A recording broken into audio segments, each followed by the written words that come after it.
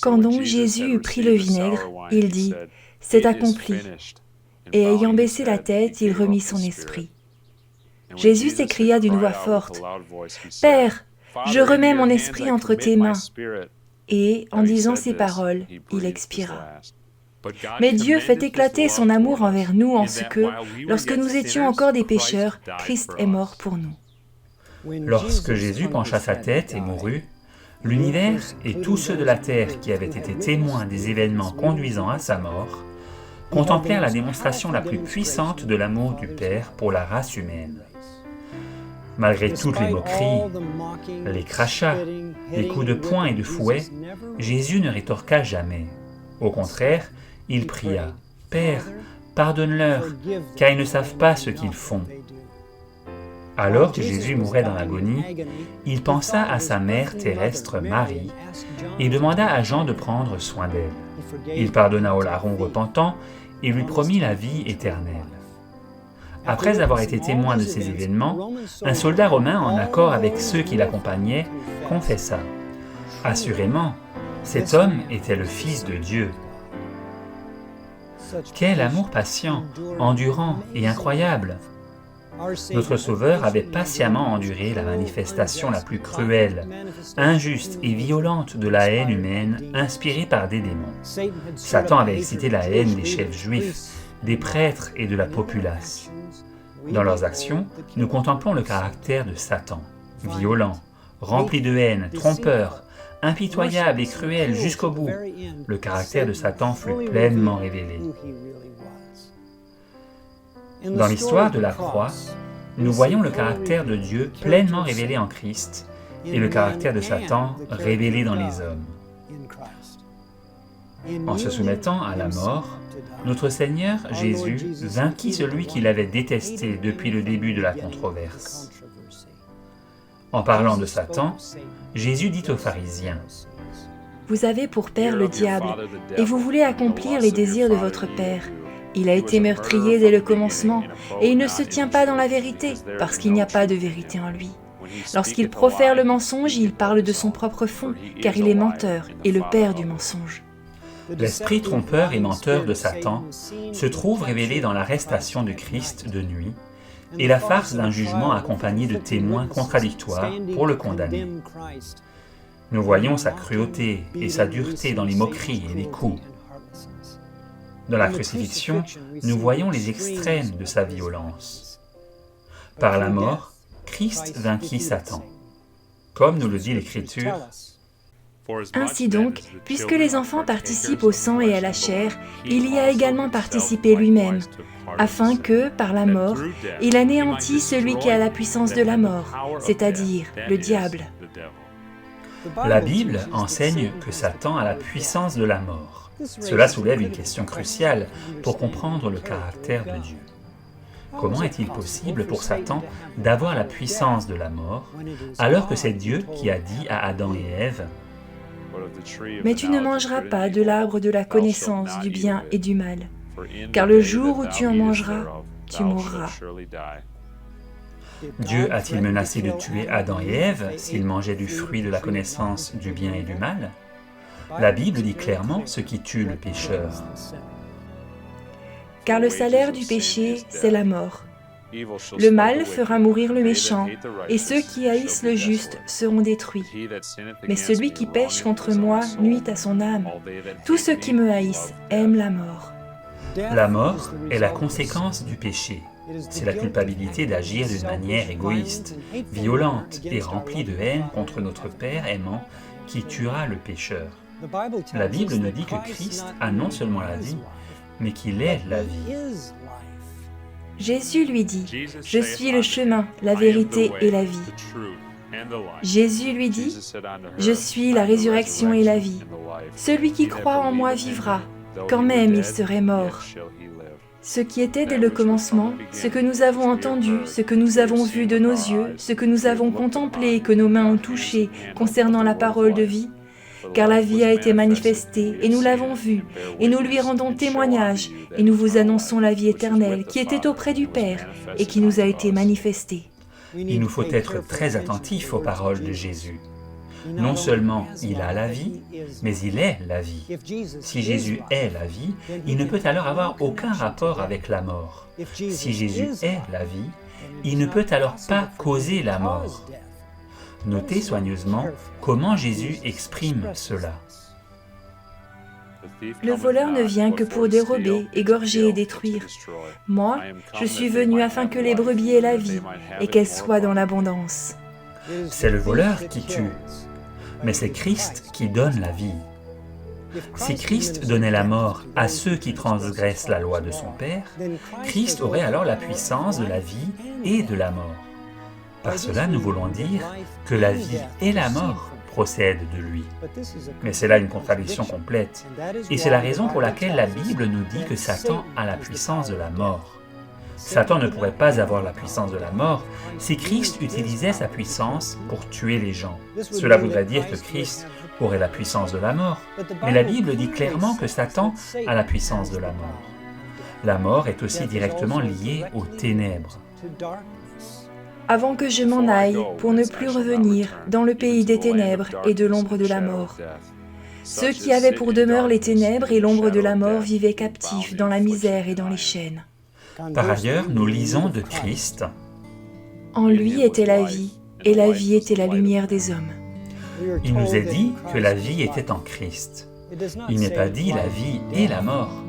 Cette vie que possède Christ est la lumière des hommes. Tout comme la lumière et la vie sont reliés, il en est de même des ténèbres et de la mort. Le message que Jésus est venu proclamer au monde est le suivant. La nouvelle que nous avons apprise de lui et que nous vous annonçons, c'est que Dieu est lumière et qu'il n'y a point en lui de ténèbres. Il n'y a point de ténèbres en Dieu.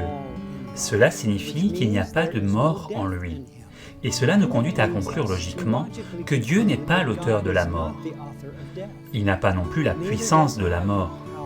Tout ce qu'il peut faire, c'est accorder aux hommes la liberté de se détruire eux-mêmes. La Bible appelle la mort l'ennemi, ce qui signifie qu'elle vient de l'ennemi. Le dernier ennemi qui sera détruit, c'est la mort. La mort est un ennemi, et c'est pourquoi Christ a déjà aboli la mort.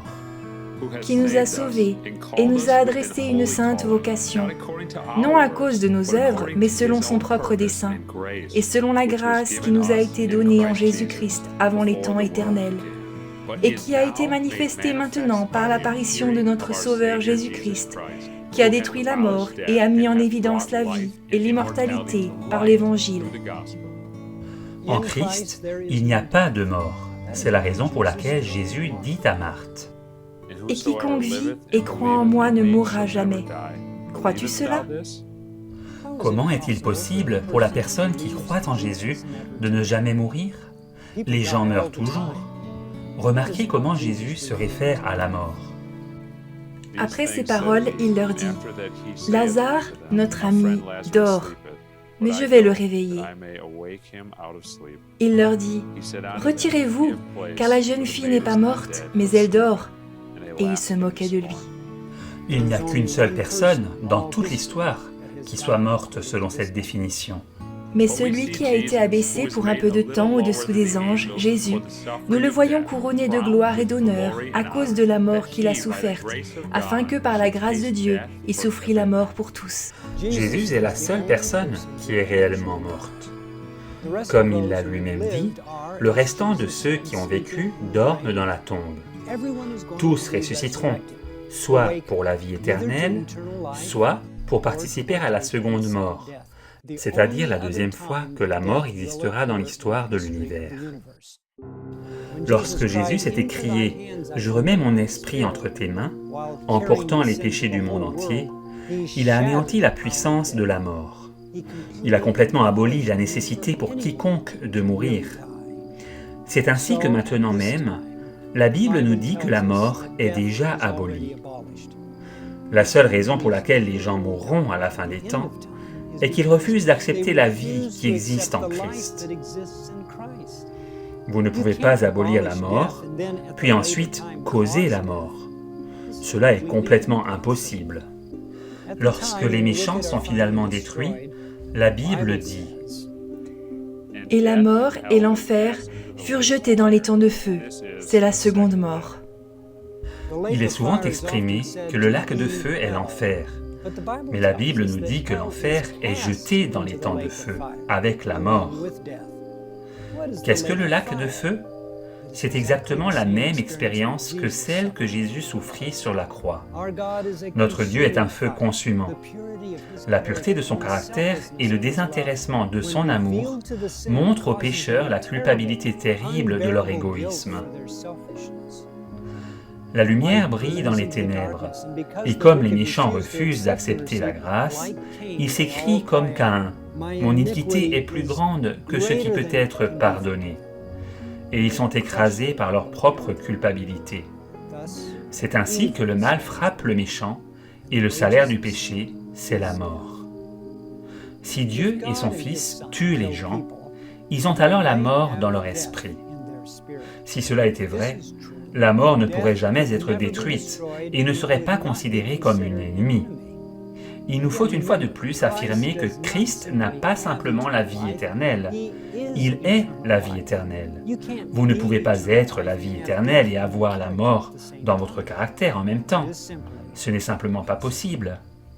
La source fait-elle jaillir par la même ouverture l'eau douce et l'eau amère?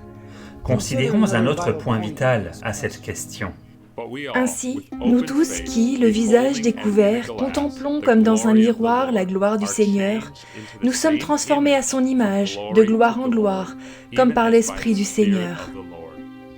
Alors que nous contemplons la gloire ou caractère du Seigneur, nous serons changés en la même image. Comme Dieu et son Fils sont la vie, les contempler et les connaître signifie que nous aurons la vie. Or, la vie éternelle, c'est qu'ils te connaissent, toi, le seul vrai Dieu, et celui que tu as envoyé, Jésus-Christ.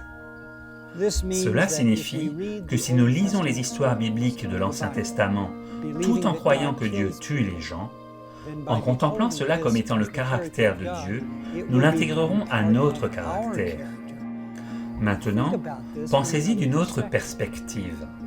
La Bible nous dit: à qui Dieu a voulu faire connaître quelle est la glorieuse richesse de ce mystère parmi les païens, savoir Christ en vous, l'espérance de la gloire. J'ai été crucifié avec Christ, et si je vis, ce n'est plus moi qui vis, c'est Christ qui vit en moi. Si je vis maintenant dans la chair, je vis dans la foi au Fils de Dieu, qui m'a aimé et qui s'est livré lui-même pour moi. Si Christ vit en vous par son esprit, et que vous croyez que tuer les gens fait partie de son caractère, vous aurez alors l'esprit d'un tueur habitant en vous. Mais comme Christ est la vie éternelle, il n'est pas possible d'avoir Christ et l'esprit d'un tueur habitant simultanément en vous. C'est un autre esprit. C'est l'une des raisons pour lesquelles les hommes meurent. C'est parce qu'ils adorent un Dieu qui tue les gens. Si vous croyez que Dieu a souillé ses mains dans la mort de centaines de milliers de personnes et mettra à mort des milliards de personnes dans le futur, la lumière du caractère de Dieu est alors engloutie par la mort. Et la mort est comprise comme régnant sur le trône de l'univers. Si vous adorez un tel Dieu et contemplez un tel Dieu jour après jour, ce type d'adoration vous tuera. Pourquoi ? Nous sommes transformés à l'image de ce que nous contemplons. La seule manière pour Dieu de détruire la mort était de révéler aux hommes ce qui était dans leur cœur envers le Fils de Dieu. Lorsque Jésus vint sur la terre, la haine naturelle qui existe dans tous les hommes pour Christ fut révélée. Sur la croix, nous voyons avec quelle facilité Satan peut mouvoir les cœurs des hommes vers la violence et le meurtre. Par la mort sur la croix, Christ a révélé le caractère de Satan et a donné au monde l'occasion de voir à quel point la race humaine est réellement méchante. Alors que nous regardons à la croix, nous sommes confrontés à notre humanité et par l'Esprit de Christ, la capacité de recevoir son esprit désintéressé, aimant et gentil nous est offerte. Prenez mon joug sur vous et recevez mes instructions, car je suis doux et humble de cœur, et vous trouverez du repos pour vos âmes. Jésus est doux et humble. Jésus aime ses ennemis. Jésus prie pour ceux qui le haïssent et il demande à son Père de pardonner à ceux qui le persécutent. C'est là un esprit donnant la vie. C'est ici la vie éternelle. Mais qu'en est-il des textes dans la Bible qui semblent nous dire que Dieu tue les gens? Souvenons-nous de lire l'Ancien Testament à travers les lentilles de la vie du Christ. Lire la Bible hors de la vie de Christ apportera certainement la mort. La raison pour cela, comme nous l'avons affirmé, est que si vous adorez un Dieu qui tue les gens, vous adorez un Dieu de mort. Et en contemplant cela, vous mourrez. C'est ici le symbolisme trouvé dans le commandement pour les Israélites de ne pas gravir le mont Sinaï. Tu fixeras au peuple des limites tout alentour et tu diras « Gardez-vous de monter sur la montagne ou d'en toucher le bord. Quiconque touchera la montagne sera puni de mort. On ne mettra pas la main sur lui, mais on le lapidera, ou on le percera de flèches. Animal ou homme, il ne vivra point. Quand la trompette sonnera, ils s'avanceront près de la montagne. » Ce n'est qu'au travers du médiateur qu'ils pouvaient parler à Dieu. Moïse représentait Christ comme étant notre médiateur. Moïse pouvait gravir la montagne sans mourir parce qu'il avait une bonne compréhension du caractère de Dieu. Alors qu'il descendit de la montagne, son visage brillait de la lumière de la gloire du caractère de Dieu. Si nous lisons l'Ancien Testament sans avoir la vie de Christ comme médiateur, nous serons alors vaincus ou transpercés par de fausses idées au sujet de Dieu, et cela finira par nous tuer. Voyez donc que moi-même je le suis, et il n'y a pas de Dieu avec moi. Je tue et je fais vivre, je blesse et je guéris, et personne ne peut délivrer de ma main. Sans lire au travers de la vie de Christ, nous pourrions lire cela comme disant « Je tue certaines personnes et j'en garde d'autres en vie ». Sachant que Jésus n'a jamais tué personne pendant son séjour sur la terre, nous sommes encouragés à chercher plus profondément ce que cela signifie. Tout d'abord, nous remarquons quel est le lien entre tuer et faire vivre. Je tue et je fais vivre. Le mot « tuer » est directement relié avec le mot « faire vivre ». L'action de tuer est ainsi poursuivie par « être rendu vivant ». L'indice suivant se trouve dans la partie suivante du texte. Je tue et je fais vivre, je blesse et je guéris. C'est une manière commune d'écrire en hébreu. Elle s'appelle le parallélisme. La première partie, je tue et je fais vivre, et la seconde partie, je blesse et je guéris, exprime la même idée, mais d'une manière différente, pour donner une image plus claire de la signification. Le principe de blesser et de guérir est directement relié à l'œuvre de l'Évangile. Pour être né de nouveau, il nous faut mourir à notre ancienne vie. Pour être guéri, il nous faut être blessé par la loi qui nous révèle nos péchés. Il ne peut y avoir aucune résurrection à une nouveauté de vie sans mourir à l'ancienne vie. Paul nous en montre la signification lorsqu'il dit « Car la lettre tue, mais l'esprit vivifie ». Dieu tue le vieil homme par la loi, mais ramène le nouvel homme à la vie par l'esprit. Ainsi, cette affirmation de Moïse en Deutéronome 32 est une référence évangélique à l'œuvre de l'Esprit de Dieu pour nous sauver, de manière à ce que personne ne puisse nous prendre hors de sa main. Si nous recherchons dans la Bible d'autres exemples où cette séquence de mots hébreux est utilisée, nous trouvons un autre endroit définissant cette phrase « Je tue et je fais vivre ». L'Éternel fait mourir et il fait vivre, il fait descendre au séjour des morts et il en fait remonter. La première partie du verset est réitérée une seconde fois, mais d'une autre manière pour en expliquer la signification. L'emploi des doubles points dans la King James nous dit aussi que ce qui vient après les doubles points est une définition de ce qui vient juste d'être exprimé. Le Seigneur tue et il fait vivre. Il fait descendre dans la tombe et il relève. Ce terme fait donc référence à la puissance de la résurrection de Christ, qui est la résurrection et la vie, et non l'auteur de la mort. Ce verset est une prière de joie exprimée par Anne lorsqu'elle a triomphé. Elle continue. L'Éternel appauvrit et il enrichit. Il abaisse et il élève. De la poussière, il retire le pauvre. Du fumier, il relève l'indigent, pour les faire asseoir avec les grands. Et il leur donne en partage un trône de gloire. Car à l'Éternel sont les colonnes de la terre, et c'est sur elles qu'il a posé le monde. Le contexte de la première action est systématiquement suivi par la seconde action. Anne fut humiliée par l'incapacité d'avoir un enfant, alors que l'autre femme qui portait des enfants la raillait. Cette expérience tua son ancienne nature, mais alors qu'elle mit sa confiance dans le Seigneur et que l'enfant promis arriva, elle fut à nouveau rendue vivante. Elle avait été pauvre en esprit, mais elle était à présent riche. Job parle aussi de cela. Si l'homme, une fois mort, pouvait revivre, j'aurais de l'espoir tout le temps de mes souffrances, jusqu'à ce que mon état vînt à changer. Job parle de la résurrection en utilisant les mêmes mots hébreux trouvés dans Deutéronome 32, verset 39.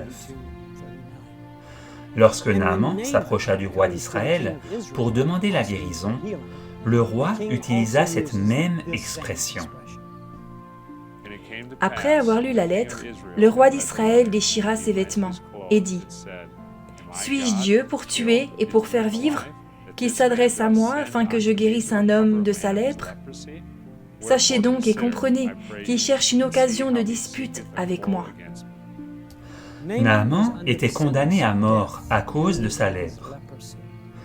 Le roi d'Israël s'exclama en réalité « Cet homme pense-t-il que je puisse ressusciter les gens de la mort ?»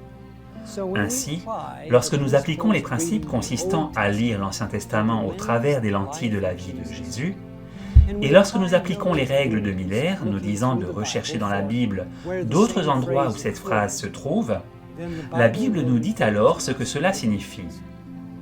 Lorsque Moïse écrivit « Je tue et je fais vivre », Christ disait à Moïse qu'il est la résurrection et la vie. Une révélation du même évangile se trouve dans le Nouveau Testament. Lorsque nous connaissons cette vérité, rien ne peut nous prendre hors des mains de notre Père dans le ciel. Est-ce ainsi que vous lisez ce texte?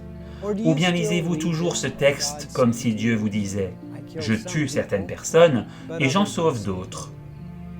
Comment lisez-vous? Vois, je mets aujourd'hui devant toi la vie et le bien, la mort et le mal. Combien il est merveilleux de savoir que Jésus est la vie éternelle. Il est le donateur de la vie et celui qui restaure, et nous savons qu'il est l'image exacte du Père. Il n'y a point de ténèbres dans le Père. Christ nous révéla cela pendant qu'il était sur la terre, parce qu'il n'a jamais tué personne et qu'il a gardé tous les commandements de son Père. Jésus a dit « Celui qui m'a vu a vu le Père ». Alors, qui adorez-vous? Si le Dieu que vous servez possède en lui l'esprit de mort, il n'est alors pas le Dieu de Jésus-Christ, tel que révélé dans l'Évangile. En Satan se trouve la mort et le mal, et en Christ se trouve la vie et le bien. Choisissez aujourd'hui qui vous allez servir. Le choix est entièrement le vôtre.